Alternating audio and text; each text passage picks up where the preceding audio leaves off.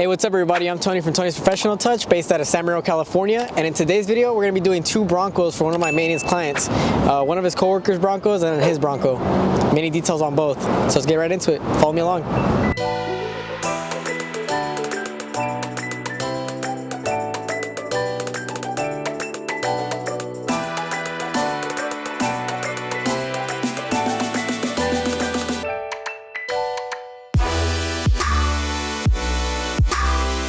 So Tony, how'd you get this client with the two Broncos? So these are two different clients. This client's a maintenance client, the one with the lifted Bronco and off-road wheels and stuff. I got him from a referral. And then I got this other Bronco from this Bronco, so it's just referral, word of mouth basically. What's been the hardest part of detailing these Broncos today? The wind's definitely a pain in the butt for today. They're a bit dirtier than usual. This is my first time doing the stock Bronco, the 4-door, but I've done this other one like a couple times already. Usually they have a lot of intricate areas on the outside and the inside. So those intricate areas are a little more time consuming to take care of, and also the front of the grill, and when they have bugs and stuff. But yeah, those are pretty much. So what was your game plan going into this detail with two cars all by yourself? Knock one out and then knock the other one out. So one by one, kind of do all the wheels first. So I knocked out, I went in the middle, knocked out these 4 wheels right here in the middle, and then went on the outside, knocked out these, went on the other outside, knocked out those, and then rinse one off and foam one up, hand wash one. And since we have spot-free water, we don't have to worry about like water spotting or anything. So I just left it like that, and it's like really windy and stuff, so it's kind of drying up pretty clean. I'll just do a final wipe down at the end with spray wax, and then move on to the next one, the 4-door. Same type of thing, do the rinse and then hand wash, and then we're letting it sit right now, and we're rolling up our reel, and then we're gonna start doing the outsides like spray wax and stuff, and then I'll move on to the inside. So on a full day like today, how come you don't have any help? I don't feel like it's enough money for today, and I feel like I can knock these 6 out in time. So we started at 7 a.m. and I'm gonna try to knock out all of these cars by 6 p.m. or by 5:30 before it gets too dark. So far we're a little behind schedule, but we should be good. Got it. So is business picking up now? It's like mid-February already. So. It's pretty busy right now. We pretty much have this whole month almost fully booked out. We only have like 2 days available, and it's only like a few things that we can like fit in. Okay. So right now, how's the job going? You're almost done, or? We still got a long way to go. We still got to do the exterior final wipe down spray wax, and then we got to do the mini interior detail on both of them. The 4-door is not getting any tire shine, but the 2-door one is getting tire shine. So that's going to be a little tricky with all this wind and stuff. So we'll probably end up doing tire shine first on the 2-door and then the spray wax.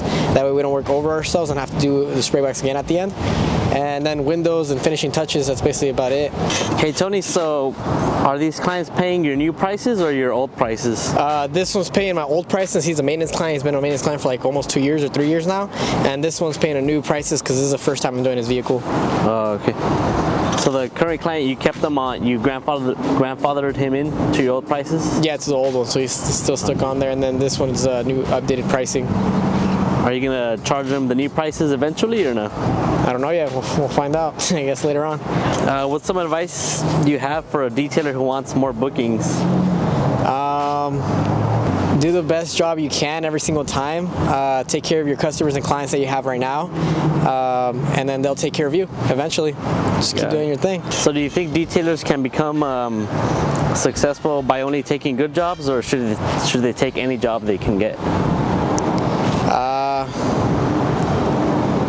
It depends. In the beginning, I was taking any job I could get, but now I just take the jobs that I kind of just offer, I guess, and not really try to spread myself out. Like before I would want to do anybody's vehicle, I would want to like get anybody's work. Now I'm kind of getting more strict on like kind of like picking a niche of what type of clients I want, and so I'm not like trying to get all the clients in the world anymore. It's just I have like a specific type of clients that I like to get. To apply tire shine on these type of tires, it's a little bit more time consuming and difficult than your regular street tires from a regular car because of all these grooves. Especially we want to make it look nice and even, and you want to make sure it gets all in here. I like to spray it in there and then brush it, and that way it covers the whole area and doesn't look all splotchy and stuff, because if you were just to spray it on your brush and swipe it through, you'd miss these little lines in here and it looked kind of weird. But it's really windy right now, so that's the little issue we're going to be having. It's not necessarily an issue because we're using water-based tire dressing, so it doesn't really affect the paint if it gets on there, but it has these plastic trim pieces that we're not going to be like conditioning today, so it's going to be hard to, we're going to try to avoid getting tire shine on this area because we don't want like little black dots all on here, and then it might get on the paint, so we're going to have to do a wipe down at the end. Same thing with the windows and stuff. It kind of just a little bit of a hassle with all this wind. Yeah. Makes you kind of work a little bit extra, as if like if it wasn't windy you wouldn't have to.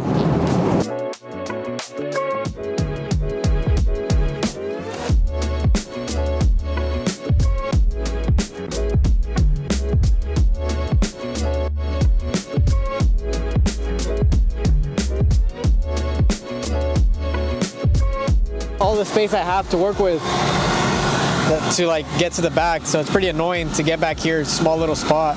Oh, because this is a two-door one. The two-door.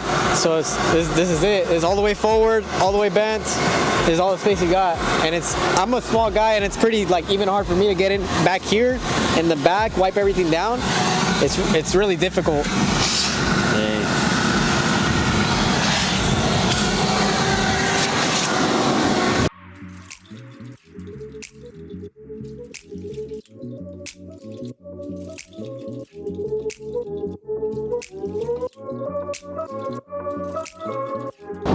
So what's the update on the detail, Tony? We're done with both the mini interior and the details foam wash. Now we just got to do the finishing touches basically. So the four-door one, we still got to do the spray wax and wipe down the wheels, do the windows inside and out, wipe down the door jambs, make sure everything's on point. And then once we're done with that one, we'll move on to this one, do the tire dressing, same type of thing, except the only difference is this one's going to get tire dressing and this one's not.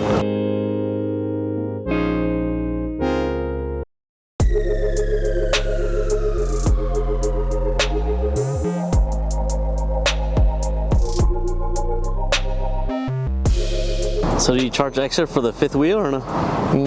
Nah, I just throw them in as cause like my new prices, SUVs are 120. Oh, okay. So he's just getting charged 120, but I'm not charging him any extra for the fifth wheel or anything. Yeah. And plus he's not getting tire dressing and stuff, so it's not like that big of a deal.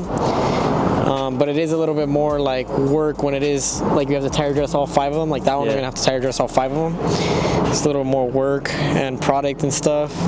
Yeah. But since they're newish, the wheels aren't too bad because sometimes like I see a lot of detailers kick these up with like the tire dressing and they don't clean them off, and it'll gunk up, and like sometimes the owner of the vehicle wants you to take it off or whatnot, and it's like it's time consuming to take that off, so that's like an upcharge. Damn. Is there tire dressing that doesn't get like all? Water-based dressing is like the best way to go in my opinion, but you still have to clean them. You still gotta like brush, use a tire cleaner, brush them off every time. At least we do it like every time that we do a vehicle, but like let's say you have your own personal vehicle or whatnot, and you don't feel like brushing the tires or whatnot, you're feeling lazy, at least like I'd say every other wash. Oh. So just so it doesn't build up and collect tire dressing and like dirt, dust or anything. Yeah. And you have like a clean slate every single time to like apply the tire dressing.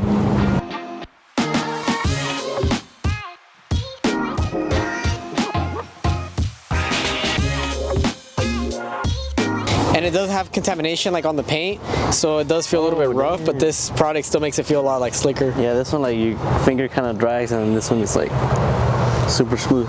Yeah, so that's just this product alone. And it's just spray wax you mentioned earlier? Huh?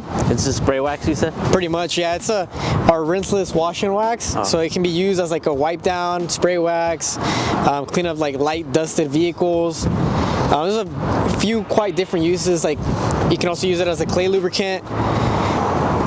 So yeah, there's a couple different uses.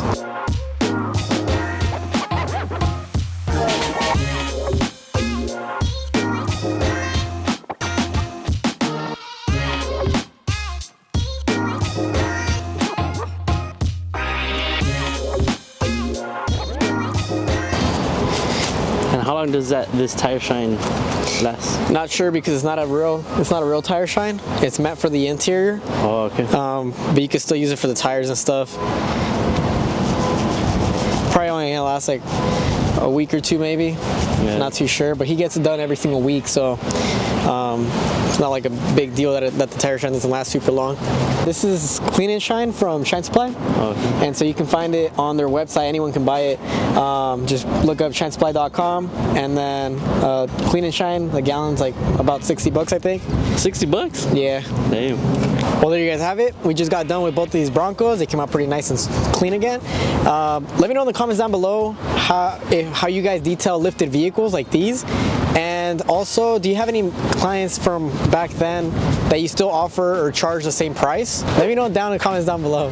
And if you guys like this type of videos and content, please make sure to like, subscribe, and hit that notification bell. And I'll see you guys on the next one. Thank you.